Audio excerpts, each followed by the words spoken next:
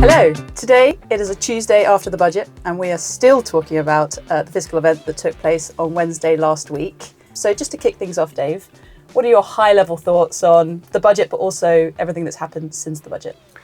I mean, it was a very British response from business, which was, well, it could have been worse. I mean, unlike the last budget where we saw unexpected rises in NICs and costs imposed on business, actually this time, more or less cost neutral. I mean, by the OBR's own admission, none of the measures materially impact growth. None of them are expected to move the dial on GDP. The fact that there wasn't, the burden placed on business actually very much squarely on consumers and on taxpayers. So I think this is the year that, we've really got to grips with fiscal drag. And actually, this isn't a hobby horse of a handful of journalists talking about it in the abstract. Yeah, I think people know what it is now. People understand that if you've got an extra 780,000 people who are going to be paying the basic tax rate, an extra 920,000 people who are going to be brought into the upper band, that becomes real and you see it in your paychecks. And again, the OBR analysis shows that just the fact that you've increased the tax burden on that many people is going to have a real impact on real household disposable income. So that's going to rise, but at the slowest rates for something like 20 years. Yeah. And again, you look at consumption growth, that is going to be a lot slower and has really been downcast. Yeah, and if you're reflecting on this budget compared to last budget, it didn't feel very strategic. It didn't feel like a government that had planned this as their second budget. I actually printed off our analysis from last year just to have a look at what we said. And there was, as you said, that focus on growth, and that was the key word. It wasn't in this budget. It was about child poverty, it was about welfare, and it was about getting as much money as we possibly could without breaking the manifesto commitments. But we start off by saying the pre-briefing of the budget before today may have irked Mr. Speaker, and we could have written much of this analysis in advance. We could have done that this time as well. But we also talk about how the tax rises will amount to 40 billion. At the time, we thought that was pretty significant. The NICs rise was going to impact businesses and it was going to raise an almost 25 billion there. But now we're seeing that the tax burden is forecast to rise to over 38% of GDP by the end of this parliament. And that is a new record high. And Keir Starmer last year was saying, this is going to be a painful budget. We're going to make tough decisions now and then judge us for the rest of the parliament, because that's when the spending measures will come in and you'll feel the growth in your pocket, was the famous phrase. Now, that's not happened in this budget. They weren't able to do that. Tax rises have increased more. We're not feeling the growth in our pocket.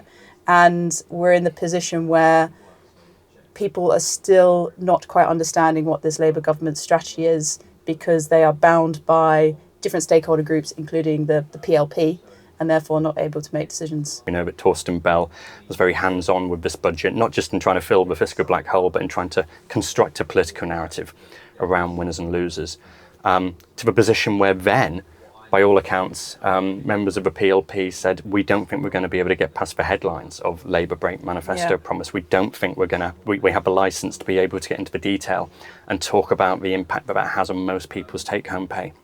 So instead, we have the smorgasbord approach. But what that means is, yes, as we said, you brought millions of people either into tax or into higher tax bands, effectively to pay for a £10 billion increase in welfare spending. But you do wonder how many MPs would have heard on the doorstep or would be reading in their local Facebook groups, well, if inflation's going to be above target next year anyway, if energy prices are going to be going up in January, and if by all accounts the Chancellor has lied and misled us to be able to tax us more, will they feel the benefits of that? Yeah, and they'll also be going back to their constituencies and speaking to their businesses in those areas, particularly small businesses, who will be impacted by this budget.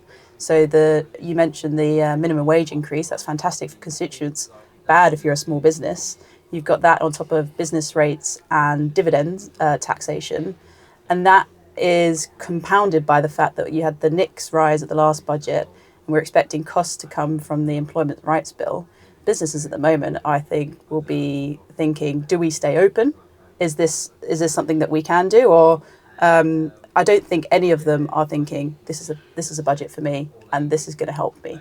Any reflections from you on the public affairs side? Yeah, I just think the political constraints on a government with a majority of this size at this point in the life cycle of a government is surprising. I mean, 174 seat majority when they won the general election. That's gone down now due to defections and whip suspended, but nonetheless a sizable majority. But wide as an ocean, narrow as a puddle. Actually, there were the concessions over to child welfare cap very early on. You then saw the government have to drop, landmark reforms to health-related welfare spending because they couldn't pass and all it. these things people lost their whip over as well, ironically. People had done that. There are Labour MPs who I think with the best of intentions have realised that Labour are polling around 17-18% in the polls at the moment. Reform UK are on about 29-30%.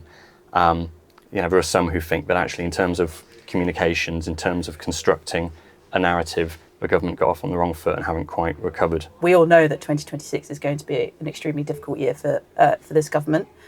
We won't have an OBR forecast in the spring.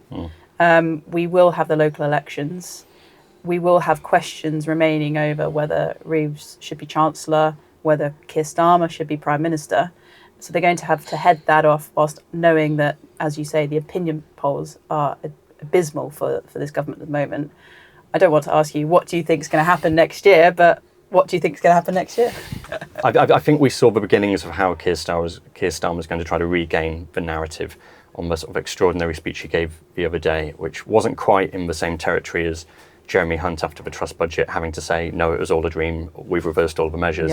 But equally, it is rare to have a Prime Minister come out and both clarify who the winners and losers were, what was in the budget, and also defend the way in which your Chancellor's constructed it. I think there has to be something there that appeals to voters, not just that Labour lost to Reform, but also to the Lib Dems and the Greens.